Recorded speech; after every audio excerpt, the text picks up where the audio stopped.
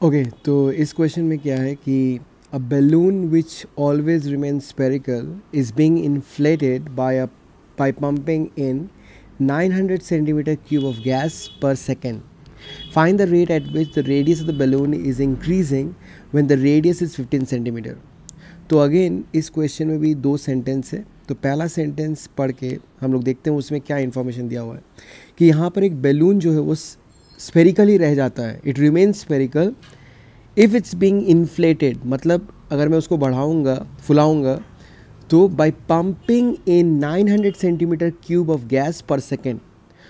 तो 900 centimetre cube पर 900 CC gas per second अगर मैं बैलून के अंदर पंप करता हूँ तो वो बैलून स्फेरिकल होकर वो बढ़ता रहेगा बेसिकली. तो 900 सेंटीमीटर क्यूब पर सेकेंड. अब सेंटीमीटर क्यूब जो है वो तो वॉल्यूम का यूनिट होता है और सेकेंड टाइम का.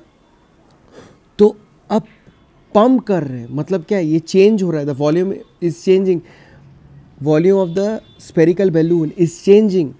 तो वो कौन से रेट पे चेंज हो रहा है? वो चेंज हो रहा है डीवीडीटी पे, क्योंकि मैं 900 सेंटीमीटर क्यूब पर सेकेंड ही पंप कर रहा हूँ उसके अंदर. तो उसका मतलब डीवीडीटी का वैल्यू 900 सीसी पर सेकेंड दिया हुआ है. अब नेक्स्ट थिंग हमें बोला है find the rate at which the radius of the balloon is increasing. मतलब radius of the balloon is increasing तुम्हें निकालना है.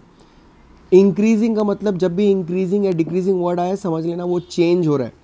तो find the rate at which the radius of the balloon is changing. अब again with respect to कुछ भी नहीं बोला है, व्हेन द रेडियस इज 15 बोला है. तो अगर विथ रेस्पेक्ट टू कुछ और नहीं बोला है तो उसका मतलब हमें निकालने बोला है the rate of change of radius with respect to time, मतलब dr/dt निकालना है हमें. तो ये this value dr/dt we need to find and dv/dt is equal to 900 centimetre cube per second ये दिया हुआ है.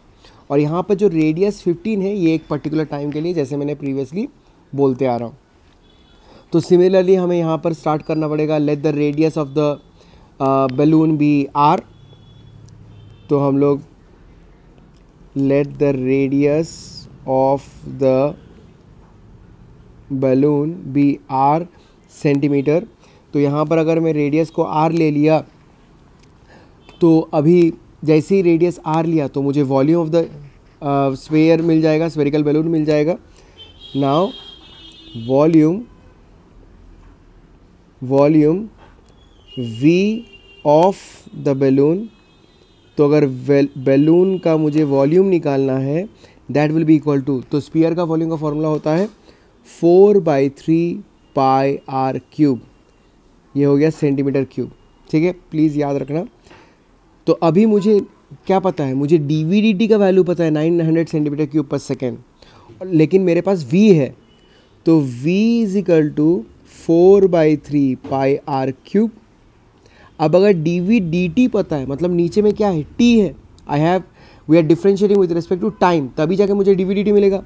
तो इसीलिए मैं इसको क्या करूँगा, डिफ्रेंशिएट करूँगा विथ रिस्पेक्ट टू t. तो ये बन जाएगा dv/dt is equal to d/dt of 4/3 pi r cube. तो यहाँ पर 4/3 पाई जो है वो तो कांस्टेंट है, तो वो बाहर निकल के आया 4/3 पाई. और r क्यूब का डिफ्रेंशिएशन होता है 3r². देन अगेन ये r है बट मैं डिफ्रेंशिएट कर रहा हूँ विद रिस्पेक्ट टू t, तो ये बन जाएगा dr/dt. So what we have, 3 गया तो 4 पाई r² dr/dt ये मिला. अब बात है dv/dt का वैल्यू तो हमें पता है, दैट इज़ व्हाट 900. तो इसके जगह पे हम लोग 900 लिख सकते हैं. 900 is equal to 4 pi r² dr/dt. तो ये मिला हमें निकालना क्या था, dr/dt. अब बात है हम लोग यहाँ लिख सकते हैं when r is equal to 15. अब जब r 15 है जैसे क्वेश्चन में दिया हुआ है, तुम्हें dr/dt निकालना तो है, लेकिन व्हेन r इज़ 15. तो when r is 15, so I am gonna put the value 900 4 pi into 15 square dr/dt. तो यहाँ से अगर हम लोग निकालने जाते हैं तो dr/dt का जो वैल्यू होता है it comes out to be 900 divide by 4 pi into 15 square. तो ये 4 के साथ अगर मैं काटता हूँ तो 4 2 8, 4 2 8, 4 5 ज़ा, तो ये होगा 15 स्क्वायर, 15 स्क्वायर 225 होता है, तो 1/π सेंटीमीटर पर second is the answer for this question.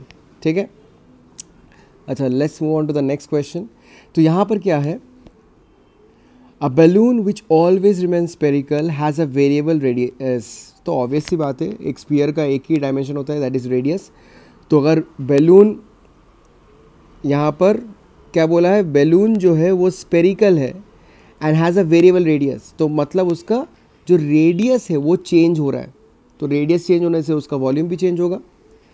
Find the rate at which the volume is increasing with respect to the radius. आप ध्यान से सुनना है, find the rate at which the volume is increasing with respect to its radius.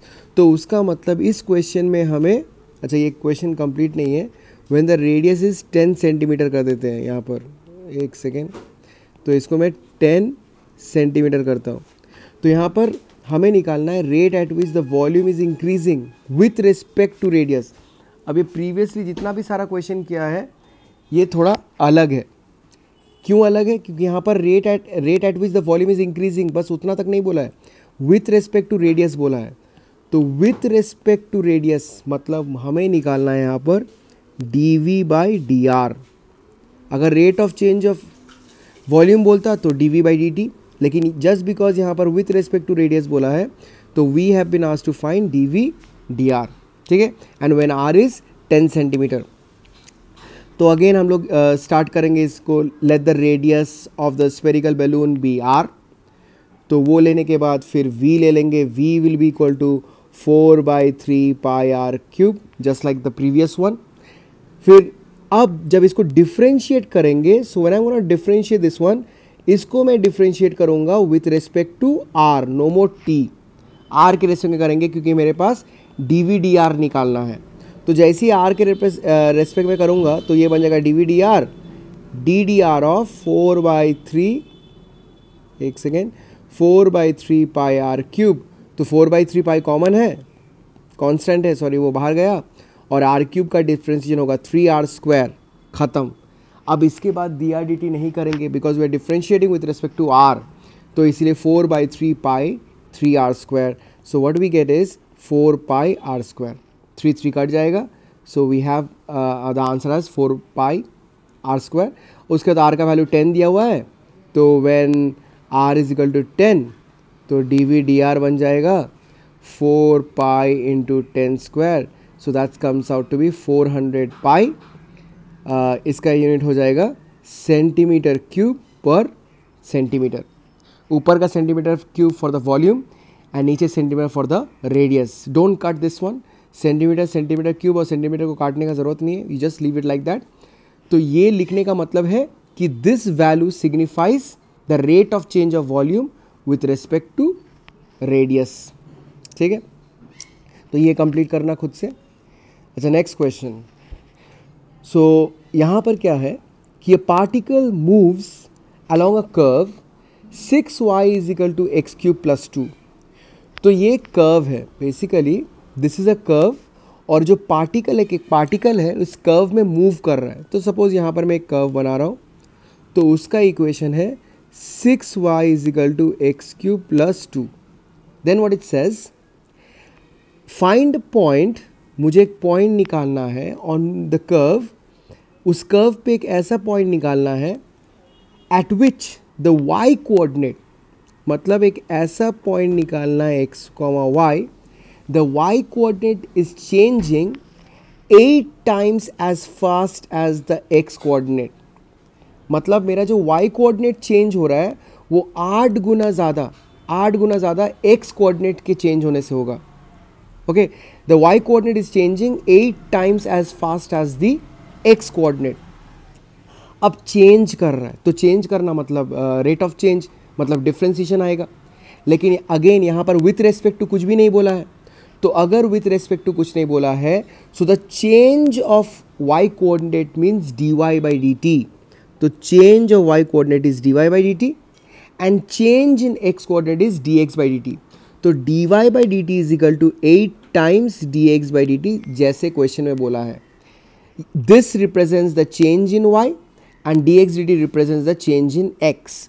तो जो y का चेंज है it is 8 times as fast as the x coordinate. So we get the equation as dy dt is equal to 8 dx dt. ठीक है, तो हम लोग यहाँ पर लिख सकते हैं कि फ्रॉम द गिवन प्रॉब्लम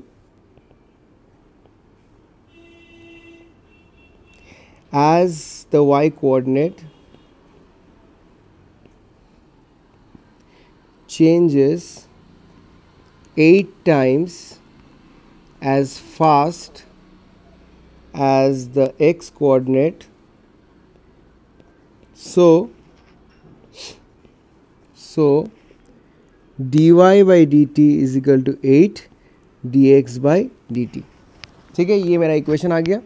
तो इसको मैं इक्वेशन 1 लिख लेता हूँ. नाउ अब जो है कि ये जो पार्टिकल है ये मूव तो कर रहा है, लेकिन कहाँ मूव कर रहा है? It's moving along the curve 6y is equal to X cube plus 2. So अभी हम लोग क्या करेंगे, इस कर्व को डिफ्रेंशिएट करते हैं with respect to time and see what we get. From the given curve 6y is equal to X cube plus 2. तो अगर मैं इसको डिफ्रेंशिएट करूं तो क्या होगा? एक second. Differentiating with respect to t करेंगे क्योंकि dy dt dx dt है. तो 6y बन जाएगा 6 dy बाई dt. y को डिफ्रेंशिएट कर रहे हैं, 6 is constant, 6 comes out. X cube का डिफ्रेंशिएशन होगा 3x square dx by dt. Then 2 का हो जाएगा 0. ठीक है, so this is what we get. 6 dy dt is equal to 3x square dx dt. अब हमें dy dt का वैल्यू ऑलरेडी पता है. The value of dy dt is what? 8 dx dt. तो from equation 1 we can write 6 into 8 dx dt is equal to 3x square dx dt. अब इसको लिखने के बाद dx dt कैंसिल, देन 3 ये हो जाएगा 2. तो एक्स स्क्वायर का वैल्यू जो है वो 16. तो इसका मतलब एक्स का वैल्यू क्या है? Plus minus 4. तो एक्स का वैल्यू 4 हो सकता है, एक्स का वैल्यू माइनस 4 हो सकता है. तो मुझे निकालना क्या है क्वेश्चन में? पॉइंट्स निकालना है. तो पॉइंट्स तो एक्स वाई कोऑर्डिनेट होता है. ओके, तो जब व्हेन x इक्वल टू 4, तो जब x का वैल्यू 4 होगा तो मैं क्या करूँगा, इस कर्व में पुट करूँगा क्योंकि मेरा जो पॉइंट है वो कर्व में लाई करता है. तो अगर पॉइंट्स कर्व में लाई करता है तो इसीलिए मैं ये जो वैल्यू है x का मैं इस कर्व में पुट करेंगे और मुझे y का वैल्यू मिलेगा. So what you get? 6y is equal to 4 cube plus 2. So ये आता है 6y is equal to 64 plus 2 that is equal to 66. Therefore y is equal to 11 आया. तो एक पॉइंट है 4,11, पॉइंट 1 है 4,11 और जो दूसरा पॉइंट है वो x इक्वल टू -4 पुट करके निकालना पड़ेगा. तो वो खुद से कर लेना. ठीक है, the second point you get by putting x as -4 in the same given equation of the curve and वैसे ही तुम्हें y का वैल्यू मिलेगा तो तुम्हें दूसरा पॉइंट मिल जाएगा. ओके, चलो.